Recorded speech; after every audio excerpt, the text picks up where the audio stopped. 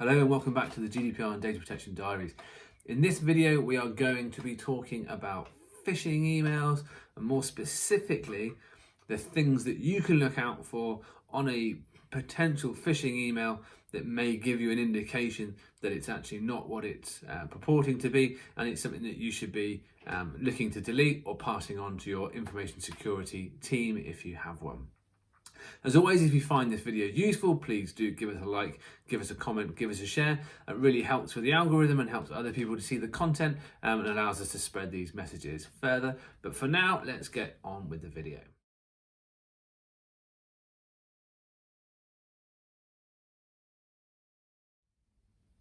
So what is a phishing email? A phishing email is an email sent by an individual or an organization that is purporting to be from somebody else.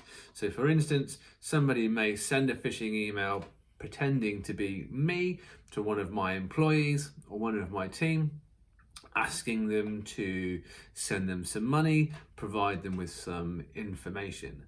The way that they do this is that when breaches occur, so when information is lost out to the internet from an organisation, from a company, for instance within the British Airways, when they lost some email addresses, or Amazon many years ago when they lost email addresses, those email addresses are bought and sold by individuals, criminals, hackers, etc. And people then use those email addresses and those details to find out information about those people that they can then use to try and solicit further information. By doing that, they create an email that looks like it's coming from the person, so it looks like it's coming from somebody like me. They send it to somebody else, and they may try and to obtain information or request information, or try and get you to click on a link or click on something that allows them to download some software onto your computer, which then allows them to do the things that it is that they want to do. So how do you spot a phishing email? Phishing emails very often are not particularly sophisticated, so they're not very well done. There can be lots of typos and lots of things to look out for. There are some that are very sophisticated and that are a lot more detailed, but for the purposes of this video, we're going to look at quite a simple phishing email that was actually sent to myself and purported to be from my business partner, James. So as you can see, on this email, it is really basic. It's keeping the information simple. They're not asking for a lot of stuff. They are just being very clear about what they want. Now, when I received this email, I did actually reply to it in the first instance because I was busy, I wasn't concentrating, I was doing other things, and it just felt a bit odd when I look back at it that James was being quite so formal. So I clicked on James Pearson because it originally came through just saying his name, and as you can see on the top, it actually comes from an executive email account from Gmail, which is not James's email. Now, the thing that brought this email to my attention in the first place is actually how he's addressed me within it. So as you can see, the intro, he says, hello. It's a very small thing. But when James emails me, we've been friends for a long time, we've worked together for a long time, he very rarely says hello. Sometimes he doesn't even say hi, he usually just gets straight on with what he wants to ask. The content of the email as well, although very limited, was again quite formal. You know, can you please get in touch? Can you please drop me an email? And then again, the way James had signed off the email, he signed it off kind regards, and he signed it off with his job title, which again, when James is talking to me, he doesn't do because we've worked together for a long time and we just don't have that kind of formal relationship anymore.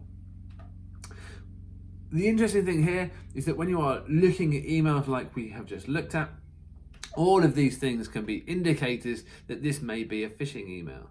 So if you are used to somebody talking to you in a certain tone of voice or a certain way, and you receive an email that doesn't fit that tone of voice, and you'll naturally you'll naturally notice that, then that's probably the first indicator that maybe something isn't right. Also, don't be fooled that when you receive an email, very often it will come up on your email provider, whether you're using Gmail, whether you're using Outlook. It will normally just say the name of the person, so who it's from, James Pearson in this instance. If you're unsure, clicking on that name will expand that and will allow you to see the email address. This is where you can start to look for anomalies in the email address. So for instance, an email that's purporting to come from apple.com may come from info.apple.com, which would indicate that it's not coming directly from Apple. Also, look at the tone of the email, look for any spelling mistakes. If it just feels like it doesn't particularly make sense, then again, it may be a phishing email. Usually with phishing emails, what they want you to do is click on a link or email them to provide them with more information. They will very unlikely provide you with a contact telephone number because that would give away the game. And it's very unlikely that they will ask you to call them to do anything. So again, if you are concerned that you've received a phishing email or you've received a request from somebody senior within your organisation asking you to carry out a particular task, don't be afraid to ask for a contact number or even just contact the person directly just to confirm that the information that they're asking for is accurate and it is actually coming from them. The main thing here when you're looking at phishing emails or when you're expecting or understanding how to look for a phishing email, is just to look for things that are outside of the ordinary. Attachments that you're not expecting, links that don't really seem to look like they're going anywhere, drop downs, anybody asking for information that they wouldn't normally ask or talking to you in a manner that you wouldn't normally expect. If at any point you are unsure and you are not certain whether the email has come from the person that it purports to be, pick up the phone, give them a call, email them directly from your own email account, or just delete the email entirely if it's not important, and it can always be sent again at a later date.